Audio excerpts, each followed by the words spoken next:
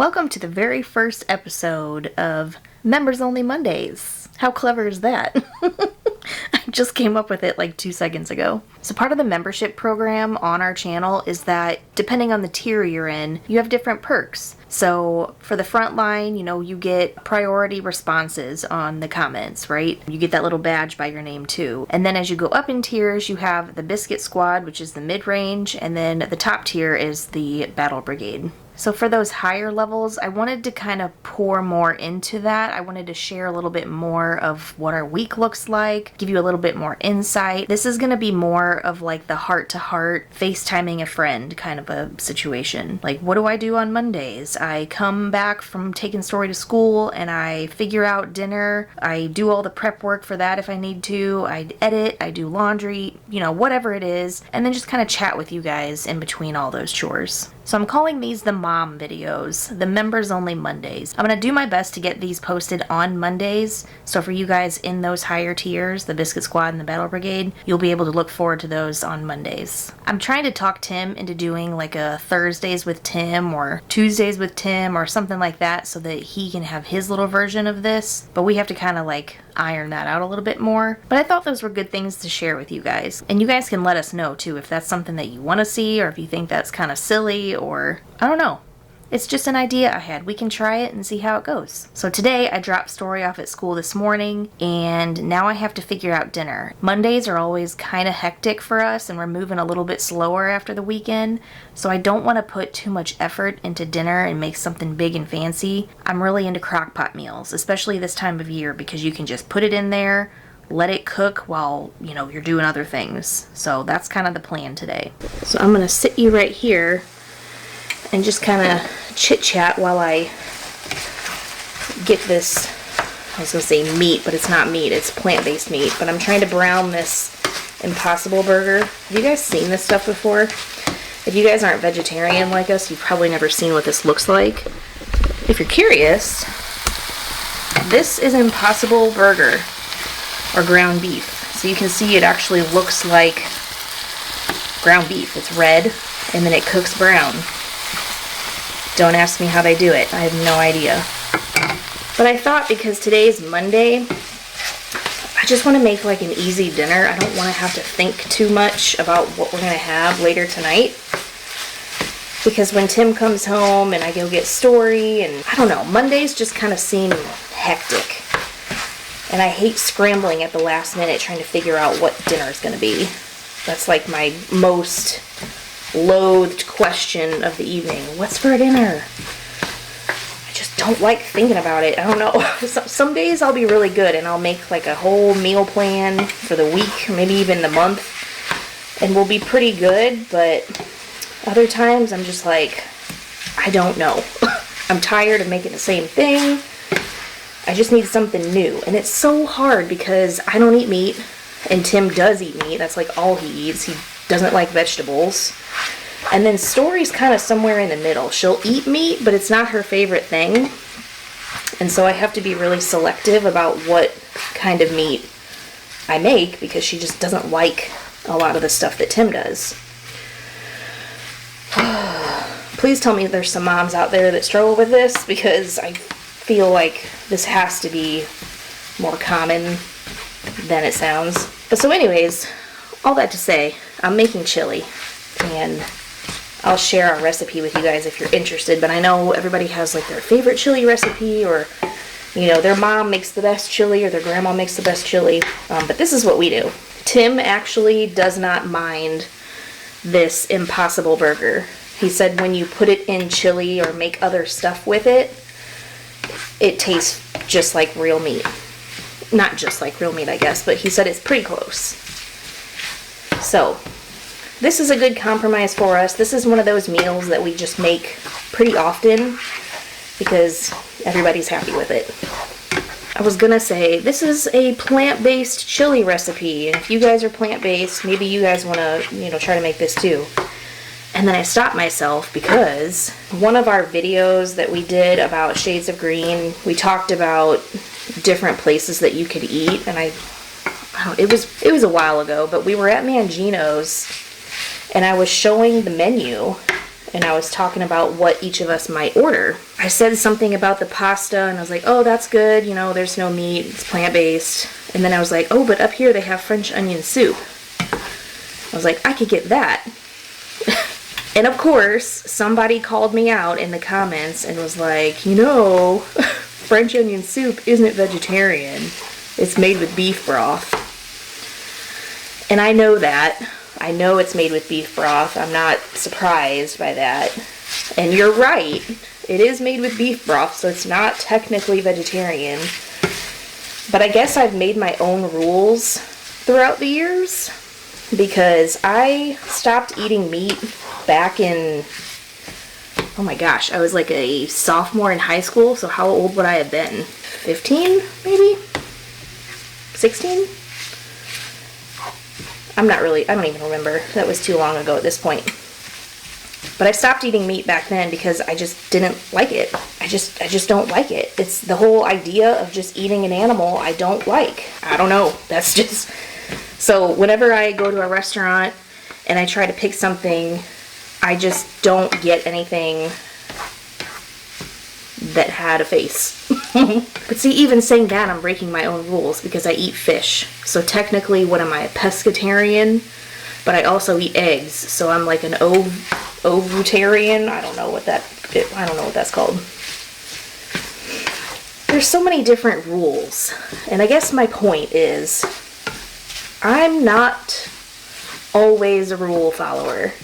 And you don't have to be either, because you're eating it. So if you want to say you're a vegetarian, but you still want to eat cheese or beef broth in your soup, nobody's here to judge you, except for the people on YouTube that just want to call you out for being wrong. But that long story was just to tell you that there's beef broth in this chili. So technically this isn't plant-based or vegetarian because there's beef broth. But this is our chili. This is what the Marlers eat. This is how we make our plant-based chili. I'm going to call myself a vegetarian because that's what I've called myself since I was a sophomore in high school. But I still have beef broth every now and then. I just don't eat flesh. So don't come at me if I'm talking about plant-based food, because I'm going off of what I eat and what we eat, not what everybody else has deemed a real vegetarian. Oh, I guess I should show you guys what I already have, maybe. This is pretty much browned up now. So that's what it looks like. Looks like ground beef. But for peace of mind, I know that this is not a cow, and I'm okay eating this. I don't feel any kind of way about putting this in my body, except for the fact that it's made out of probably a lot of weird things. But you know what? There's a lot of weird things in cows too. So there you go. Over here in my crock pot, I have 2 cans of diced tomatoes with green chilies, 3 of those small 8-ounce cans of tomato sauce. I chopped up an onion, a large yellow onion, real small, and I sauteed it with some garlic for a little while in the pan, and then I dumped that in here as well. And then our beef broth. There's like a half a cup in here, but you can add more depending on how thick you like your chili. So now I have this little jar right here. These are all the seasonings that go in this recipe. 2.5 tablespoons of chili powder, 2 tablespoons of cumin, a teaspoon of coriander, 2 teaspoons of paprika, and 2 teaspoons of cocoa powder. But I'm going to dump it all over this burger right now and just cook it for just a minute. Oh, and there's sugar in there too. That's what that white is. Like a teaspoon of sugar. So I'm going to mix it all up in here just for a minute, just to heat it up. This is what they call blooming the spices, I think. Look at me knowing chef words. But you just do that for a minute, just to heat them up and to like get those aromas cooking. They kind of soak up all those juices too. Alright, I'm going to set you down now so that I can dump this in the crock pot.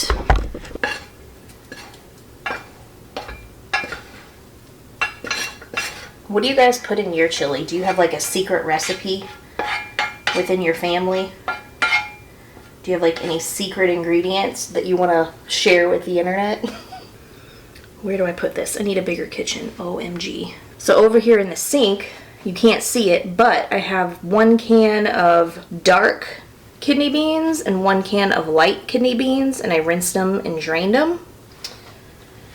Drained and rinsed, whatever you want to say, and I'm going to dump that in with the rest of our stuff. And give it a good mix. Do you want some chili ASMR? Here.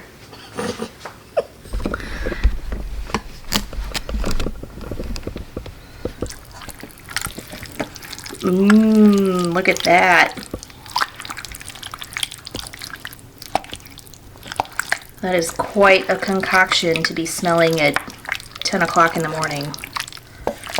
I should have started this earlier actually, but that's okay. And I may be adding some more beef broth to this because this is going to cook for probably 8 hours or so on low. But there it is. That's the Marler's plant-based chili. Okay, and we're cooking. I think I said 8 hours. That would be a really long time. I actually meant 6, so just kidding. 6 hours, dinner will be ready. So normally I like to add my good cornbread with that, or have Fritos or something like that to dip it in. Or sometimes if I have elbow noodles, I'll cook those and add those in for like a chili mac. I don't have any of those things, so I'm either gonna have to stop at the store on the way home from getting a story or come up with some other kind of a side. I'm not sure yet what I'm gonna do, but we'll sprinkle cheese on top and sour cream. I like sour cream. Story likes sour cream. Tim does not. And that's dinner. That's what we're having this Monday. What are you guys having for dinner? Leave me some ideas if you guys have any that sound like something that we might like, because I'm out of ideas. I'm on this group on Facebook called Mommy Needs a Recipe, and there's like 2 million followers from all around the world. So that's really nice sometimes to just get on there and just kind of do a search for chicken dinners or, you know, dinners with noodles or something like that. That's come in handy a few times. Oh my gosh.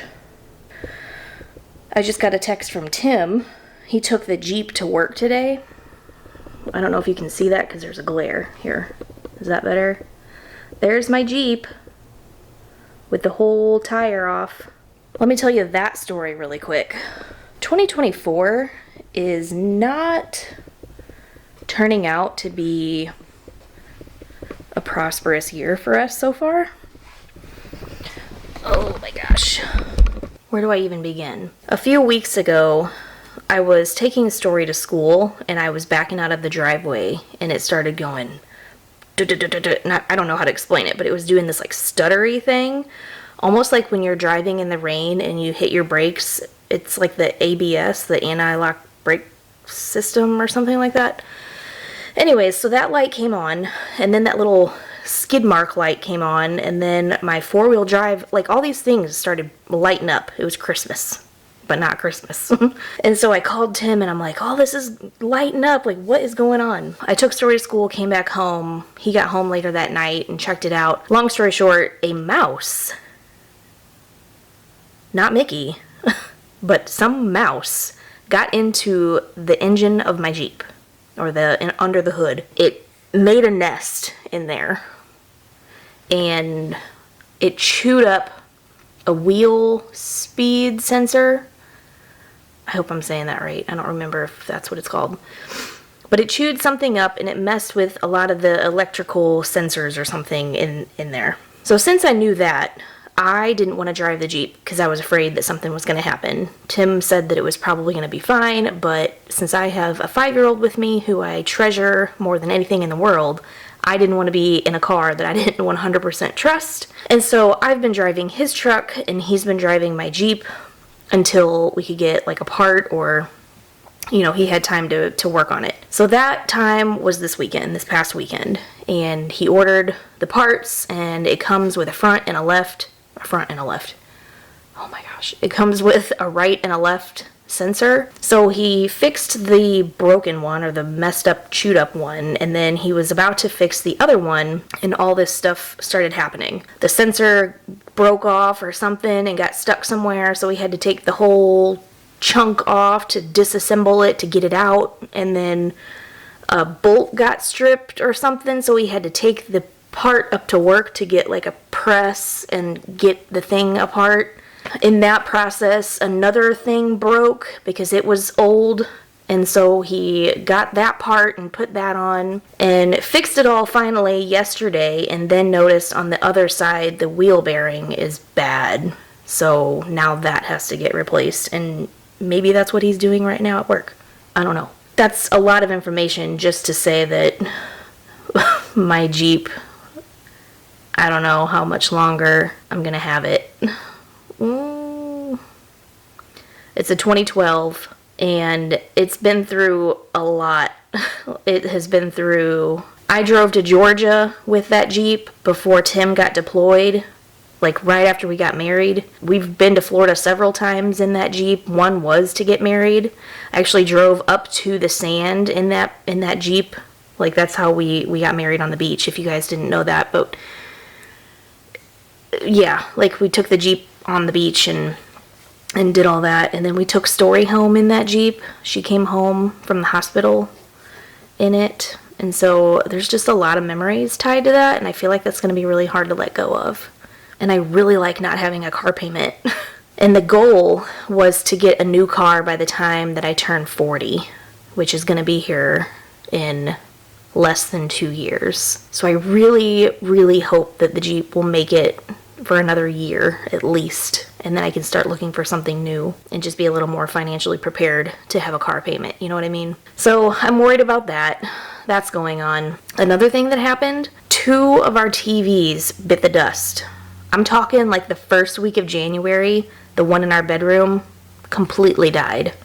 It was old too. I had that since, oh my gosh, maybe 2010 or something. It's older than the Jeep, so I'm not surprised that that one went out, but it was still kind of a bummer. And then literally a couple days after that, the big 75-inch TV in our living room, we were sitting there on the couch and we heard not quite that cartoony, but it was a pop like behind the screen. And we both kind of like looked at each other like, and sure enough, Tim like researched and Googled the crap out of it, and the part to fix what is broken is going to cost more than the TV is worth, kind of a thing. And you know, TVs nowadays, they don't retain value. So we put that out on the curb and got a new one to go up here. I don't know if you guys probably can't see it, but it's right there. It's like a TCL, I think. It's okay. It's like a 55-inch. It's not like the top of the line, but it is actually better than what we had, because the TV that was up there, while it was bigger, we got that in 2014, so that was 10 years old. So that's replaced. Now we need to find one for the bedroom, but I think what we want to do is eventually get that Samsung frame TV. Have you guys seen those? They look basically like a picture on the wall. It doesn't look so much like an electronic. It looks like a piece of art. I want to get that because I really like the way that that looks, and it's not so demanding in the living room. So that's the plan. We want to wait for a good deal, and obviously it's Super Bowl time right now, so this is probably the best price that we're going to find them, but it's like $1,500 on sale for the 65-inch. So if you see it for anywhere under $1,500, let me know, because that's kind of what we're thinking about getting. And then once we get that, the TV that's here will go up in the bedroom and replace that one. But we're not in a hurry to replace that one right now because we just don't watch a lot of TV in our room. But Tim likes to have a TV in there, so it's bugging him knowing that the TV doesn't work, because if we wanted to watch TV, we couldn't. Wow, this is going to be a longer video than I intended it to be. But this is kind of why I wanted to share this kind of stuff with you on a members video, because I feel like a lot of the people on our channel may not be interested in this kind of stuff, but maybe you guys are, And maybe I'm completely wrong and you guys aren't watching anymore. But I just want this to be really casual. This is kind of the conversations that I have with my friends whenever I talk to them on the phone. This is what we talk about. What's going on? What sucks in life? What's great in life? Like, what are some things you're celebrating? What are some things that are not so good right now? And unfortunately, January for us has just sucked. I'm trying to find the silver lining in all of this right now, and I can't quite pinpoint that at the moment, and I hate to sound negative, but things could be better. Things could be worse too. We have a house. We have chili on the stove. It's sunny. It's warm today. It's gonna be in the 60s. I say warm, but for January, 60s is pretty good. Like things could be worse. But I don't know. I hope February is a little bit better. So yeah, that's pretty much what our weekend looked like. Tim fixed the Jeep as much as he could. That took up all day Saturday. Story was not feeling well, so we didn't go to dance. I just didn't want her spreading all that around to the other kids. She doesn't have a fever or anything like that, but she does have a cough, and I didn't think it was a good idea to put her in there with that cough, I don't want to add to the spreading of the germs right now. And then Sunday, what did we do? Oh, we went to the library. Story is very into our local library right now. She thinks it's really neat that she can pick out books without money and then take them home. This library that we go to, I said that really weird, like with a weird emphasis on the wrong part of the word, library. But she really likes this library that we go to. It's kind of newer. I'll be honest with you, it's been a long time since I've been in a library besides like, I don't know, a school library, but like a local library. It has been decades since I've been in one.